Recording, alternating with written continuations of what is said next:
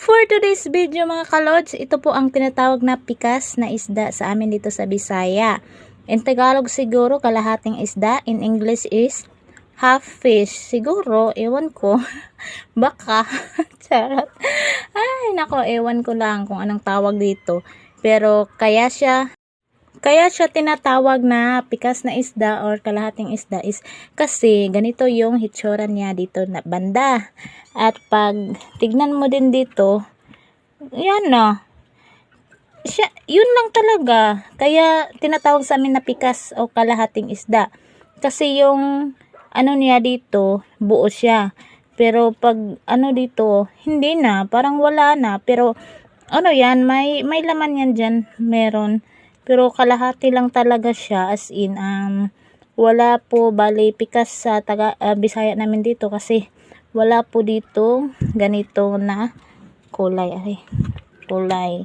So, ayan, kita nyo naman yung kulay niya dito. Tapos, dito, iba na.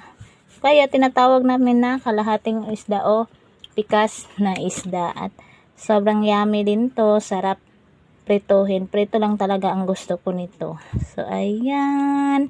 Hindi na ba kayo nalituhan sa explanation ko? So, ayan po yung banda dito sa kabila is hindi talaga ganun ang kulay niya. Kaya tinatawag namin siya na kalahating isda lang. Tapos, hindi ko po alam kung anong tawag talaga dito. So, ayan po yung kulay niya. Kunin natin ha. So, ayan yung kulay. No, diba? Tapos dito.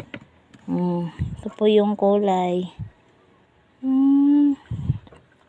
Parang binalatan ba? Pero ganyan talaga yung kulay niya.